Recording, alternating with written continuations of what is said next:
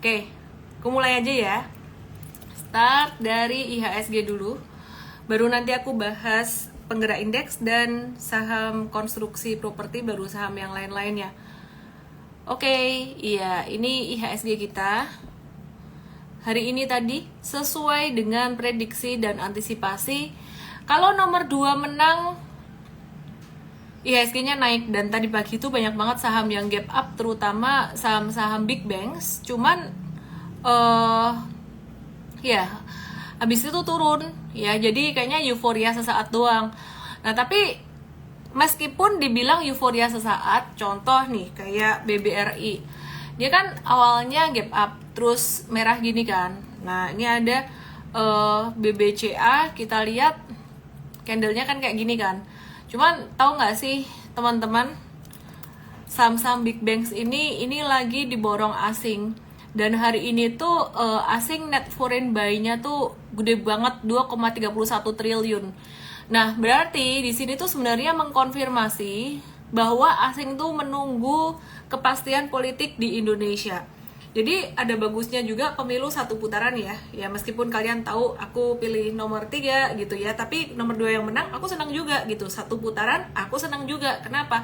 Karena ini memberikan satu kepastian buat pebisnis, buat ekonom, buat investor, baik investor dalam negeri maupun investor luar.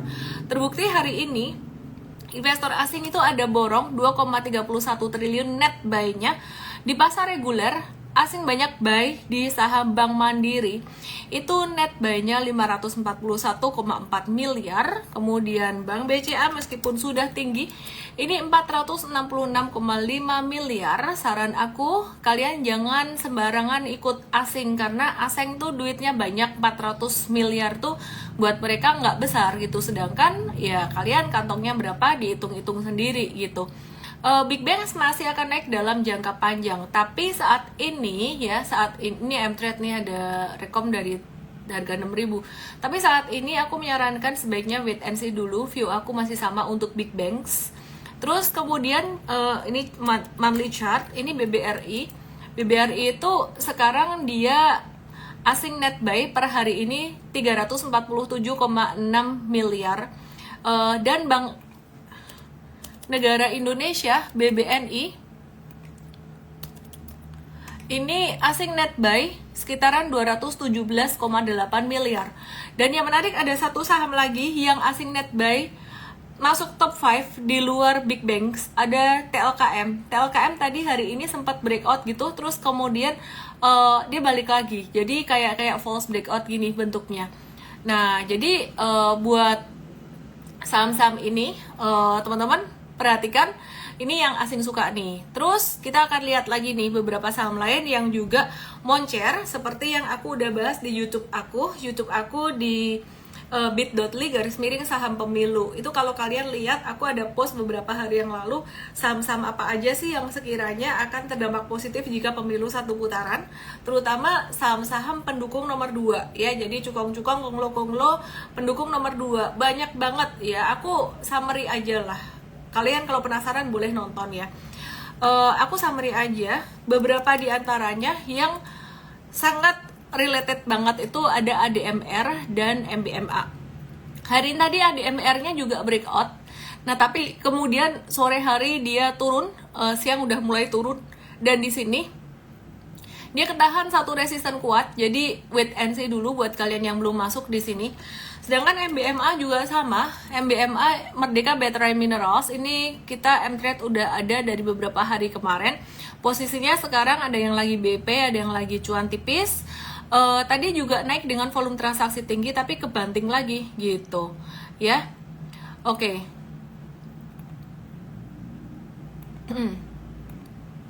Nah, jadi kesimpulannya, kalau kamu belum masuk ke sini, just wait and see dulu. Nah, terus ada lagi nih saham-saham yang dikaitkan dengan keberhasilan paslon nomor 2. Salah satunya adalah PMMP, di mana Mas Kaisang punya saham PMMP ini. Tapi aku nggak ngerekom saham PMMP ini meskipun dari kemarin kelihatan ada trennya naik. Kita ngelihat bukan cuma trennya, kita mesti ngelihat likuiditasnya. Likuiditasnya tuh bener-bener dari awal tuh kering banget. Dan ini kayak cuman activity-nya tuh cuman kayak pas kemarin lagi rame aja mau pemilu. Terus hari ini sell on news ya. Jadi jangan masuk lagi di sini. Kalau kalian punya ini segeralah keluar sebelum likuiditinya habis kering lagi, kalian nanti nggak bisa keluar. Demikian pula dengan beberapa saham ini.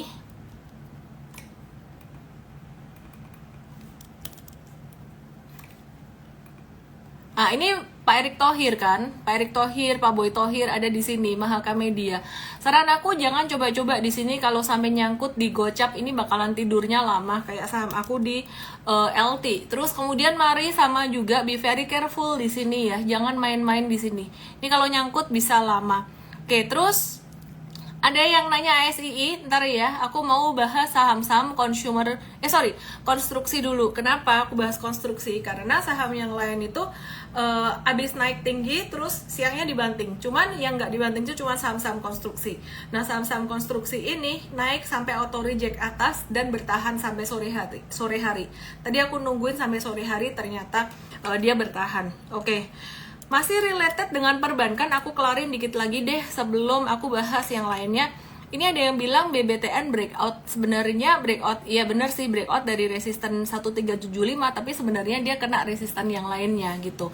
Jadi yang trade di BBTN ini udah beberapa hari kemarin masuknya. Sekarang kita tinggal wait and see aja. Nah, ada beberapa kabar bagus dari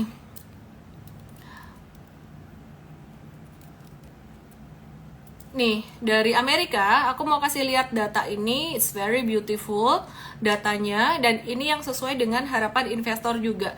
Jadi kalau kemarin-kemarin tuh market kering sentimen banget, nunggu-nunggu nggak ada sentimen, terus satu demi satu sudah mulai terlewati. 2 November suku bunga ditahan, terus inflasi mulai turun, pemilu Indonesia 1 putaran, which is very good untuk iklim investasi. Terus kemudian ini ada berita tentang inflasi Amerika ya, turun tapi di atas target the Fed. Fed itu maunya turunnya tuh di angka 3%. Tapi ternyata dia turun di 3,1, dimana ini udah cukup bagus lah. Dan core inflation ini masih tetap di angka 3,9. Sebenarnya yang lebih penting dilihat adalah 3,9. Yang lebih penting dilihat adalah core inflation ini ya.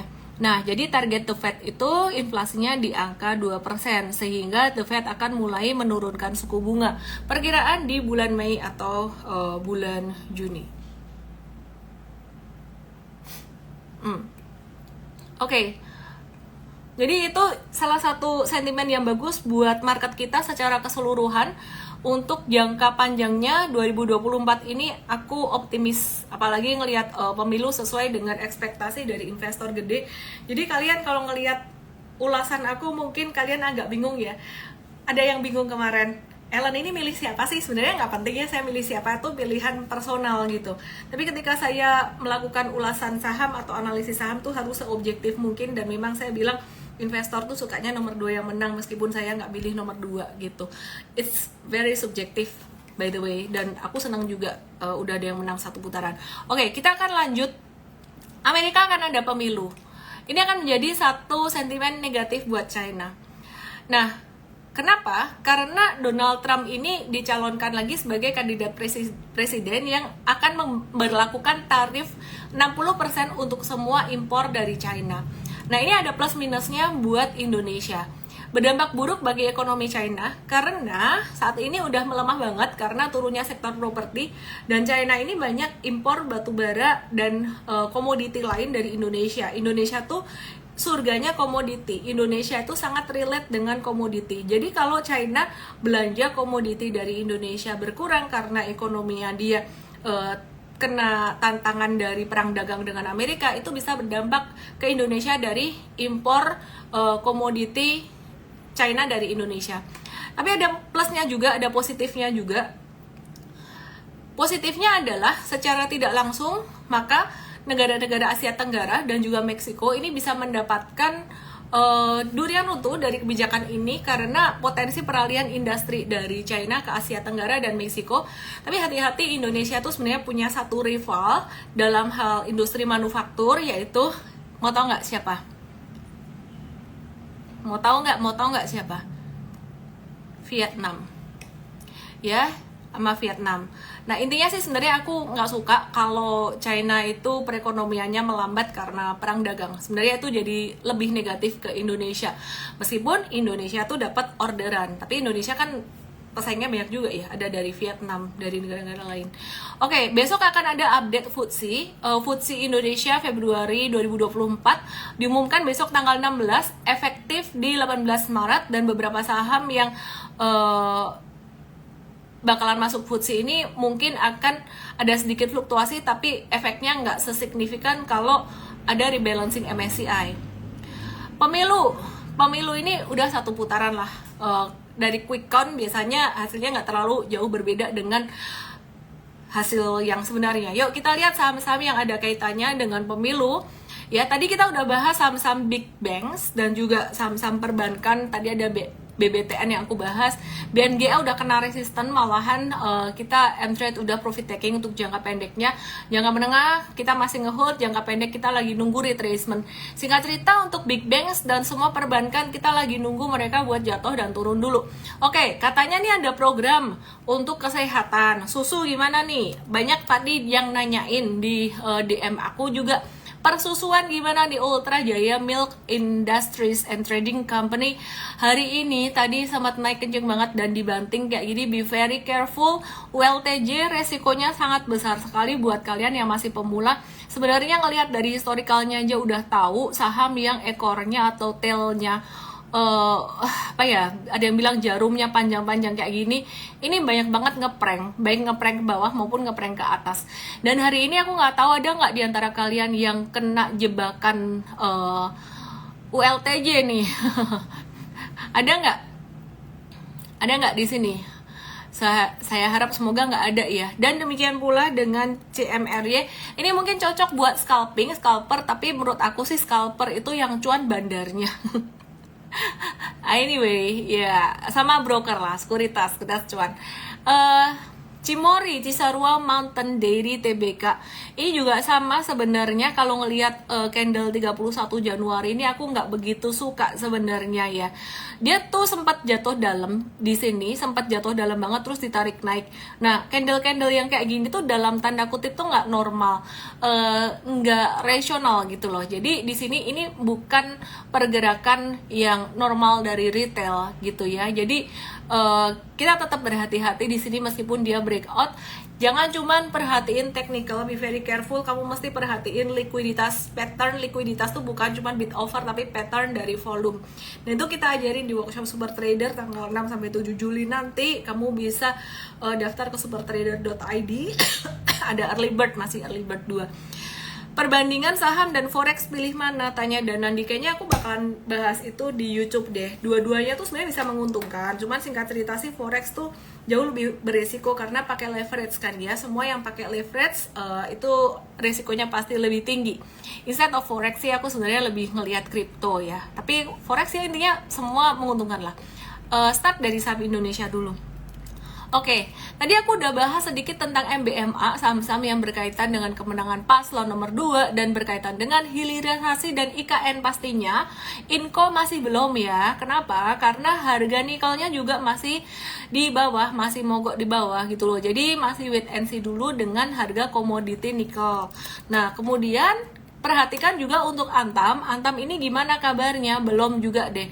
Meskipun kemarin sempat rebound agak-agak tinggi Antamnya, kayaknya jangan diinin dulu ya. Jadi ini masih belum juga gitu, masih kena resisten, wait and see dulu lah. Kalau mau nitip sendal sebenarnya dikit aja dulu ya. Terus MBMA tadi aku udah bahas, jadi aku nggak bahas lagi. Nah, sekarang waktunya aku pengen ngebahas saham-saham dari sektor construction. Ada PTPP, Weton, Adi, dan juga WG.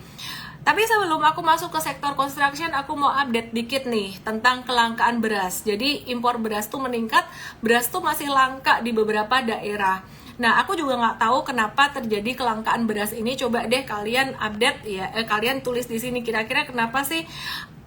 Apakah gara-gara kemarin banyak bansos itu jadi banyak yang belanja, atau kemarin ada banyak yang beli beras itu bagi-bagi? Saya nggak tahu juga, kabarnya sih begitu, cuman saya nggak tahu juga ya. Dan pemerintah tuh memastikan bahwa pasokan beras tuh katanya masih mencukupi dengan stok nasional 1,2 juta ton. Tapi defisit produksi beras ini diperkirakan mencapai 1,15 juta ton bulan ini gitu. Kelangkaan beras ini kalau nggak segera diselesaikan dengan efisien, akan ada potensi beras akan kembali menjadi pendorong inflasi di bulan-bulan mendatang, dan itu bisa bikin suku bunga naik. Kalau suku bunga naik, saham bisa turun. Jadi itu ada downside-nya. Di awal tadi saya kasih berita-berita positif, ini ada downside-nya. Dan dengan kelangkaan beras ini, aku bisa mengambil satu kesimpulan bahwa sektor consumer goods itu masih belum bagus. Consumer goods itu termasuk cigarettes, itu consumer goods, consumer staples seperti Unilever itu juga masih belum bagus ya. ICBP paling mendingan lah ICBP trennya. INDF juga masih akan terdampak gitu ya. Kenapa? Karena orang-orang lagi masih mengutamakan makan dulu kebutuhan pokoknya. Oke. Ngintip dikit Unilever sebelum kita bahas sektor construction yang jadi menu utama kita hari ini. Unilever hari ini ada naik dengan volume transaksi kecil, tapi kemarin sempat jatuh 2 hari dengan volume transaksi gede. Jangan buru-buru, biarin dia membentuk satu pattern konsolidasi dulu. Kalau enggak nanti bisa nangkep pisau jatuh.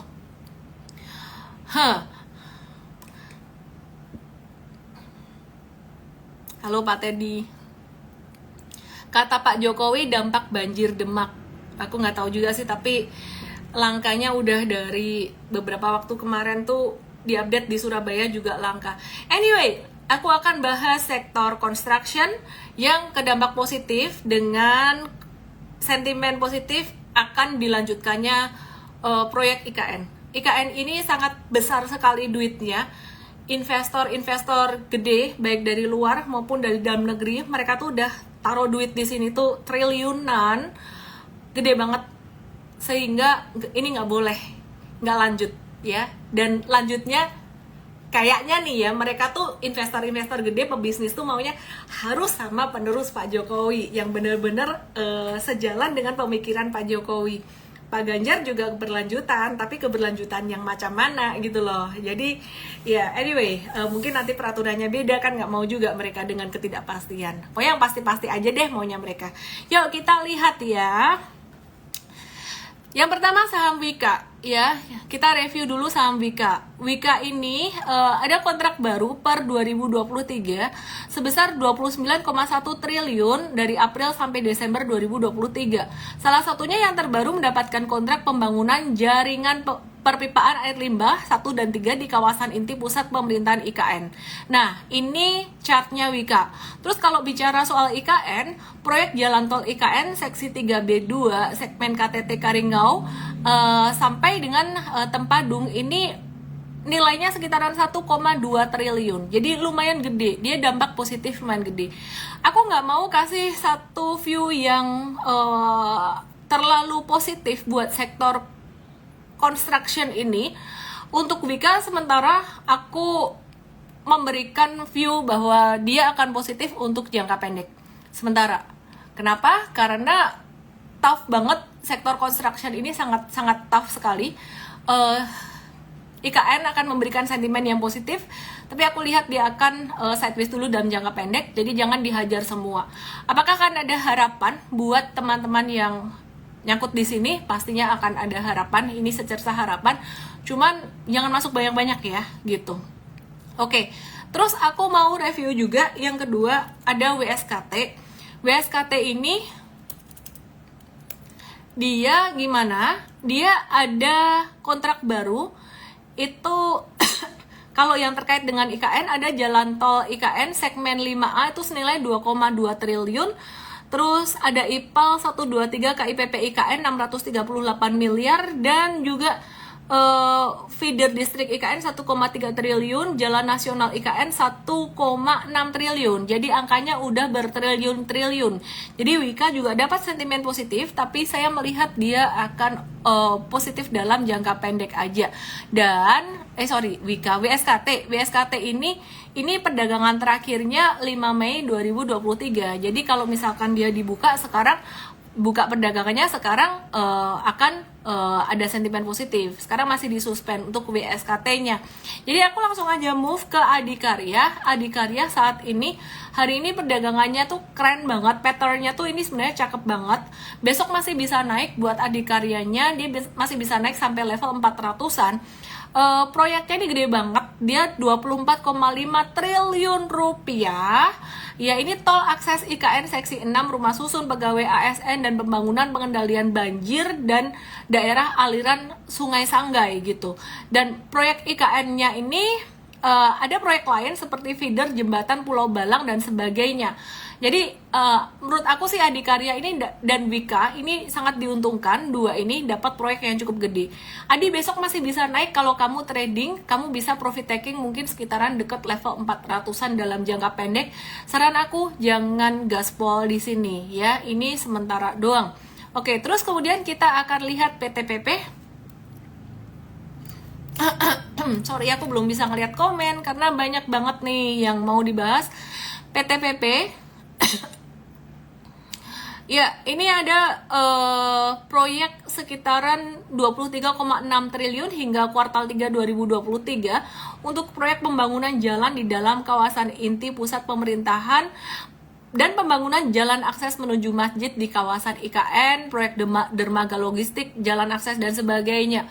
Jadi kebagian juga PTPP ini lumayan gede juga ya, 23,6 triliun bahkan lebih. Ini sementara PTPP bisa profit taking dekat area 600-615 untuk hitungan harian. Sedangkan dalam jangka waktu menengahnya, aku melihat sama seperti Adikarya dan juga Wika, dia akan membentuk pattern flag dulu. Jadi naik bentuk tiang, terus kemudian ada benderanya gitu. Oke, sekarang kita lihat sektor pendukung construction ya, ada Semen Indonesia atau dulu namanya Semen Gresik ya, SMGR kode sahamnya. Nah, ini SMGR nih dia dapat sentimen positif juga, makanya hari ini naik dengan volume yang lumayan besar. Dia memasok hampir 80% dari total kebutuhan semen di IKN. Jadi kalau kamu punya duit lebih sih, ini menarik banget sebenarnya kalau mau dititip sendal buat investing jangka panjang. Cuman ya BUMN tuh biasa aku sukanya lebih ke perbankan gitu ya. Jadi tetap harus ada diversifikasi. Oke, terus ada INTP juga. INTP ini Indosemen Tunggal Prakarsa, dia juga diuntungin dengan adanya IKN, tapi aku ngelihatnya lebih ke SMGR. Oke, kita sekarang lanjut ke sektor properti. Tadi Kak Yudis ada nanya Pani gimana nih? Nah, ini Pani ini Bro Aguan, Om Aguan. Ini termasuk salah satu investor di IKN juga. Investasinya untuk mengembangkan proyek perhotelan di IKN ini lumayan gede juga ya. Nah, jadi Pani saat ini jangka pendek aku ngelihat dia kena resisten, wait and see dulu ya. Paling enggak dia akan ada normal retracement sampai level 5050. Batasnya sih sebenarnya 5050, di bawah itu cut loss atau keluar.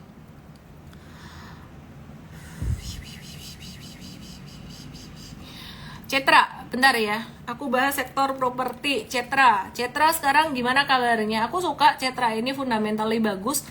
Dia bakal fokus menggarap kawasan terpadu di IKN seluas 150 hektar. Jadi termasuk salah satu yang diuntungkan kalau paslon 2 menang.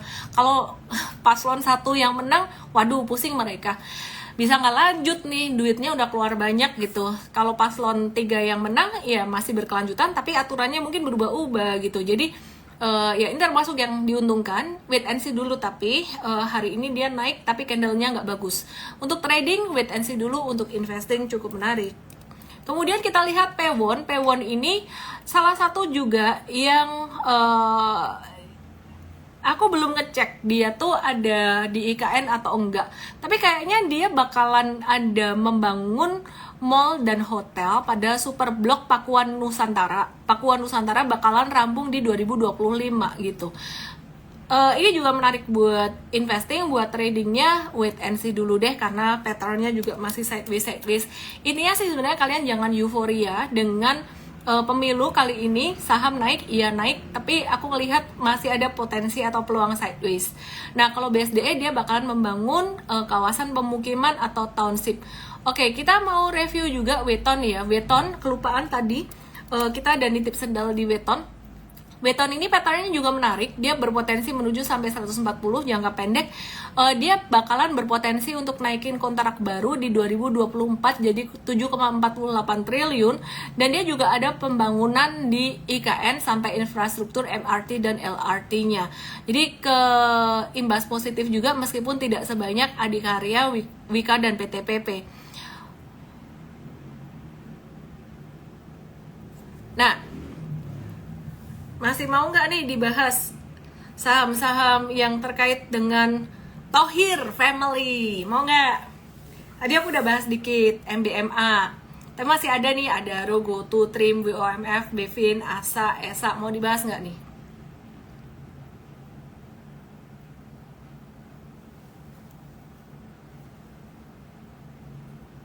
Mau? Oke. Bahas ya.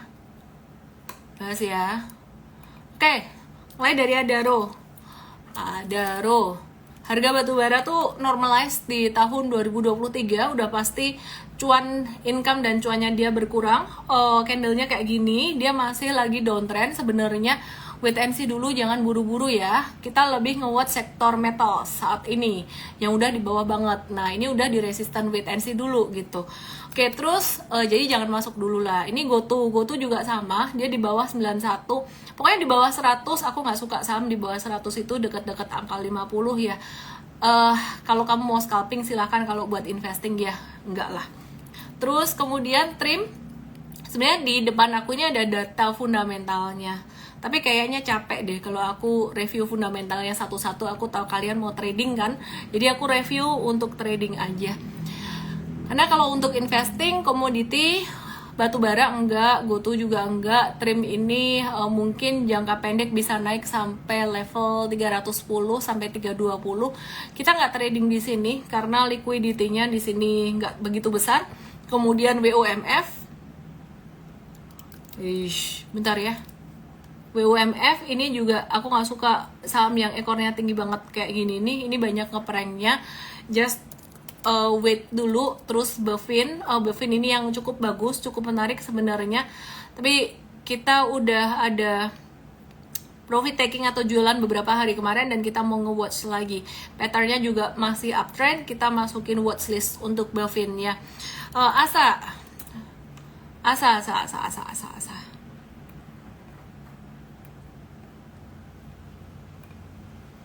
Masih downtrend, wait and see dulu. MBMA aku udah bahas, dan ESA aku lihat dia juga masih sideways. Tadi aktif tapi masih sideways. Out of topic dikit dari pemiluan dan pertohiran, saham-saham pertohiran. Kita ngelihat justru sektor poultry mulai bangun dari tidurnya, dan juga ya poultry mulai bangun dari tidur.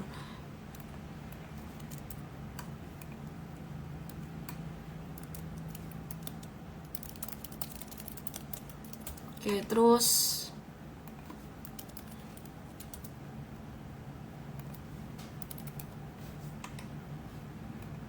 aku cek beberapa saham ya.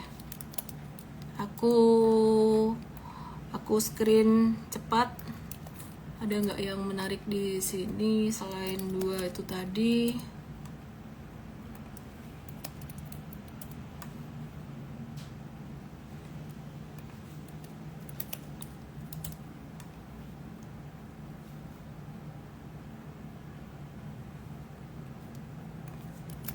Sido muncul.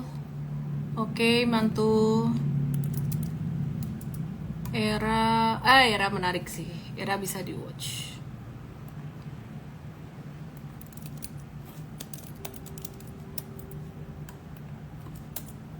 Oke, era bisa di watch, dia breakout dan lagi ada retracement di situ.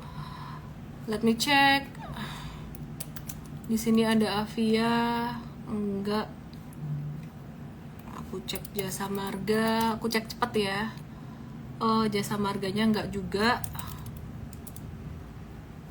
S Hardware udah ketinggian.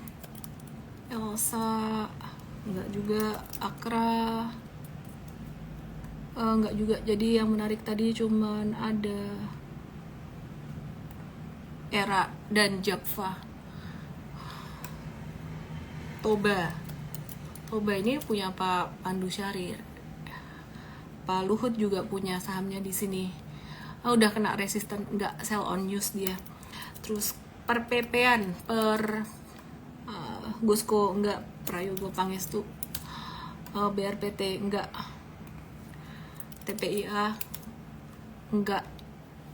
Kalau ada mantul pakai buat keluar ya. Ini bener-bener distribusi banget patternnya.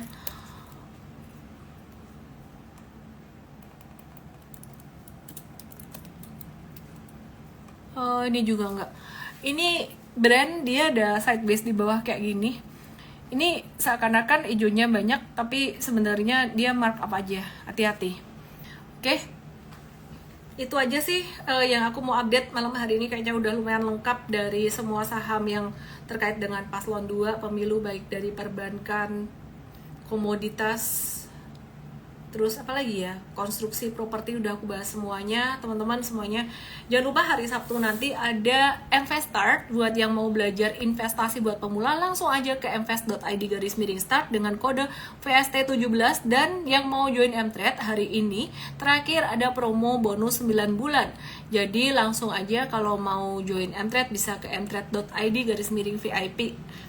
Semoga bisa bermanfaat ya. Saya Ellen May, salam profit, bye.